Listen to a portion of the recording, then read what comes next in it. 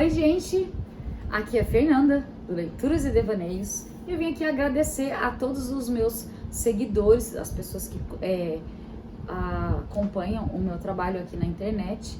Eu queria pedir que você pudesse deixar um joinha no final do vídeo.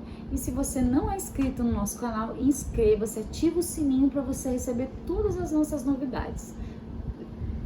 E hoje eu vim para falar de um livro que estava na minha lista há um bom tempo. Chama-se A Promessa, e a pane é dividido em duas histórias, tá? O nome do autor eu não vou me atrever a falar aqui, porque infelizmente é impossível, né? Deve ser Frederick, o resto não dá para falar, tá? Senão vocês vão rir do meu vídeo. E vamos começar pela promessa, vamos falar aqui a promessa.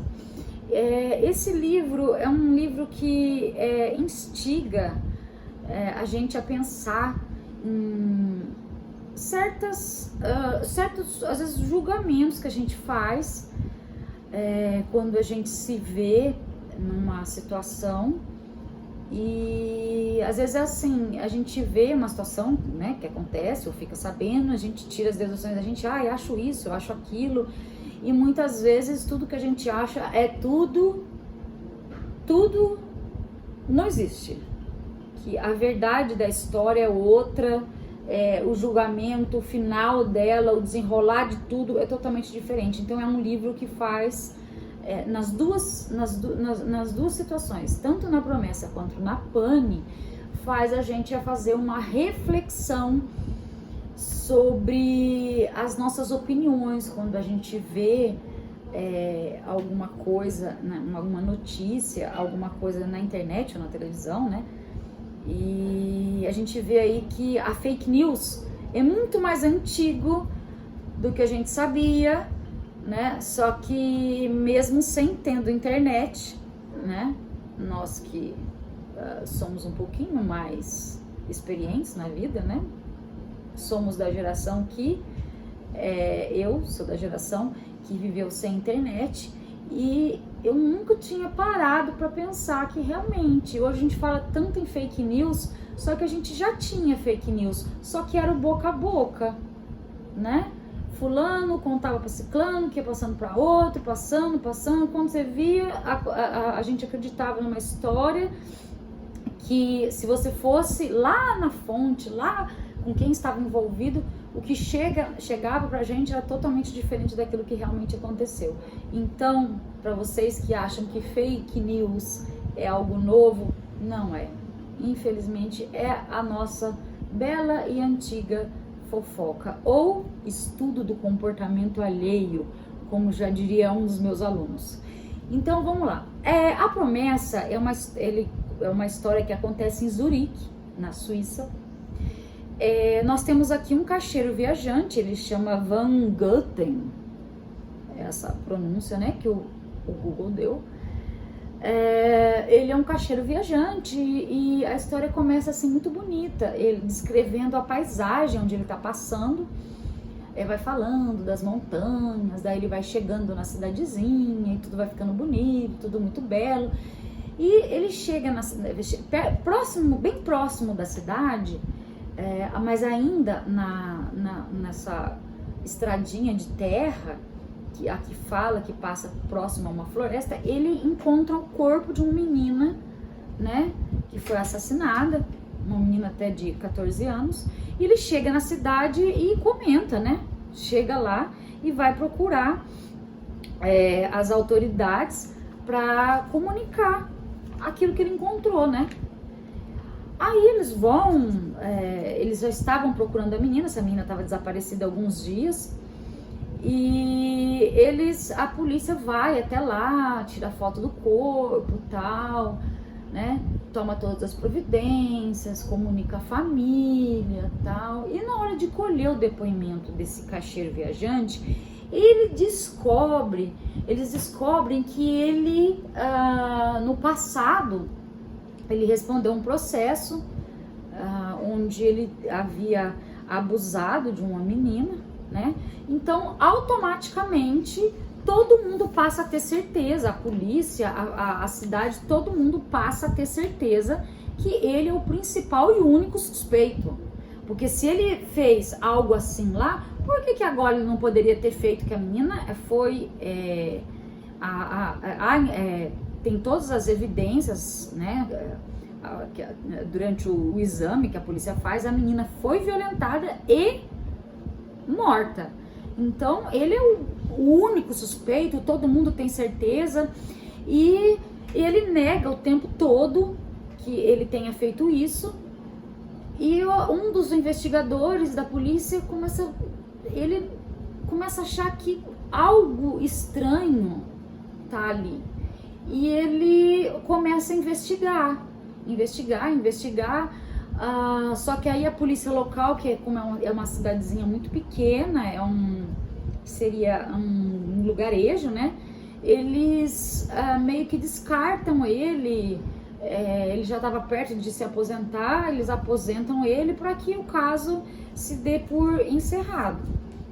Porém, o que acontece? Esse caixeiro viajante, ele vai preso, né? E chega lá, ele fica alguns dias preso, porém ele não aguenta aquela pressão, porque ele jura que não foi ele. Só que a história divide um pouco a gente, deixa a gente um pouco confuso, porque ao mesmo tempo que quando ele narra a história, você se sensibiliza, você passa você compra a inocência dele, tem todas as evidências da inocência dele. Só que quando passa a ser narrado pela polícia, pelos moradores da cidade, você já fica com uma certa dúvida. E isso vai se arrastando durante o livro. Aí, esse policial, que é aposentado, um dia ele recebe um telefonema de uma casa de repouso. Antes disso, o caixeiro viajante, ele não suporta tanta pressão e ele acaba cometendo suicídio na cadeia. E ele, voltando ao policial, depois de alguns anos, um certo tempo, ele recebe uma ligação de uma casa de repouso, onde uma senhora quer conversar com ele. E essa senhora, essa senhora assim tá muito lúcida, porém ela tá assim nos seus últimos dias de vida, e ela fala que ela não quer morrer com um segredo muito grande que ela tem. E ela começa a contar. Ela foi casada com um rapaz mais jovem que ela. Esse rapaz cometeu vários crimes na cidade, vários crimes. Só que nunca veio à tona, nunca ninguém desconfiou desse rapaz, então ele nunca foi preso. E através de todo esse depoimento da mulher, ele volta a investigar o caso da menina e ele acaba descobrindo o que realmente aconteceu e quem fez tudo aquilo com a menina. Aí, nisso, acaba a primeira parte do livro, que é a promessa, e começa a pane. A pane, ela é o julgamento do Traps. É um livro assim, eu gostei mais do primeiro, da promessa. Porém, entre os meus amigos, né, do clube de leitura, a maioria das pessoas gostou mais da pane, porque a pane também é um julgamento. Ele se diz inocente, porém, durante o julgamento, não é um julgamento convencional. Até no começo, quando começa esse julgamento, eu fiquei pensando, porque fala assim, eles estão tomando uísque, sabe, uísque caro, tem um monte de comida. Eu fiquei pensando, nossa, mas será que eles estão fazendo um julgamento num bar? Ele deixa a gente assim um pouco confusa. Então é uma história que requer assim mais atenção. E eles vão ali discutindo e enchendo todo mundo de comida, e esse Traps se sente envolvido, porque ele tá achando que ele tá ali, ele não tá vendo o que realmente está acontecendo, que eles estão julgando ele por algo que ele nem sabe o que é. Só que ele tem uma vaidade, uma vontade de fazer parte da sociedade, e ele vai aceitando aquilo, e vai se envolvendo com a história, e vai se embebedando e tal, e ele acaba confessando o crime, né, a qual ele está sendo julgado. Só que as coisas não são bem assim. Eles disfarçadamente eles vão induzindo ele a essa confissão. E aí eu parei para pensar e fiquei um pouco, vamos dizer assim, intrigada com essas duas histórias, porque muitas vezes a gente vai assistir um noticiário, ou a gente fica sabendo de algo que acontece na cidade da gente, principalmente a gente que mora em cidade grande, de fatos assim que acontecem. Depois aparece um assassinato, um assalto violento, e às vezes aparece o culpado, ou um caso polêmico que a gente vê na televisão, e eu pelo menos, né, faço o meu julgamento, né, embora eu seja professora de literatura, mas todo mundo fala, né, tem aquele ditado que diz que de médico e louco todo mundo tem um pouco. Eu vou acrescentar, de médico, louco e advogado todo mundo tem um pouco, né, porque nós temos esse hábito de ouvir a história e tirar nossas conclusões. Nós fazemos o nosso julgamento, né? Tem tantos casos aí polêmicos, né, que aconteceram no Brasil nesses últimos anos, e a gente tira as nossas conclusões. Ela é culpada, ela não é culpada, ou aconteceu isso porque ela mexeu com quem não devia, não sei o quê. E na verdade a gente não sabe coisa nenhuma, porque é em outro lugar, em outro estado, nós não somos polícia. E então uma reflexão que eu fiz depois desse livro, que é outro livro que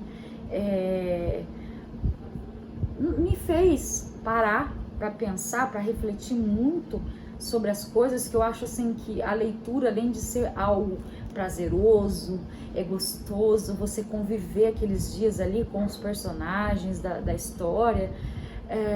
Os livros, eles, dentro dessas histórias, eles nos fazem pensar um pouquinho e refletir sobre as nossas ações, sobre a nossa vida, sobre como a gente age em determinadas situações. E é um livro que passou a ser um dos meus favoritos assim, da vida. E a lição que eu tiro dele é que a gente, quando formos julgar alguém ou uma situação, a gente tem que estar bem preparado, bem embasado, tem que saber certinho, porque nem tudo que parece ser né? E é uma coisa que acaba sendo corriqueiro, né? Aparece aqueles crimes, vamos dizer assim, famosos, né? Na televisão, para não citar nenhum, e a gente acaba tirando as nossas próprias conclusões, né? Fazendo o nosso comentário. Então, eu acho assim que a gente tem que ter muito cuidado, né? Quando a gente vai falar, porque são vidas envolvidas, né? Muitas vezes a TV mostra tanta coisa, e eu me lembro uma vez de um caso de um assassinato de uma menina. Eu estava numa aula no nono ano, e o ano inteiro eles são preparados, né, para redação, para ir para o ensino médio, para redação. E houve um assassinato lá, né? E na hora de preparar a aula, eu peguei a notícia de vários canais da televisão aberta, né? Peguei a notícia dada por um, dada por outro, foram 4 canais diferentes. E nós assistimos os 4 vídeos, aí nós discutimos na sala e os 4 vídeos sobre o mesmo assunto, o mesmo assassinato, era de uma criança, e cada um contou a história de uma forma.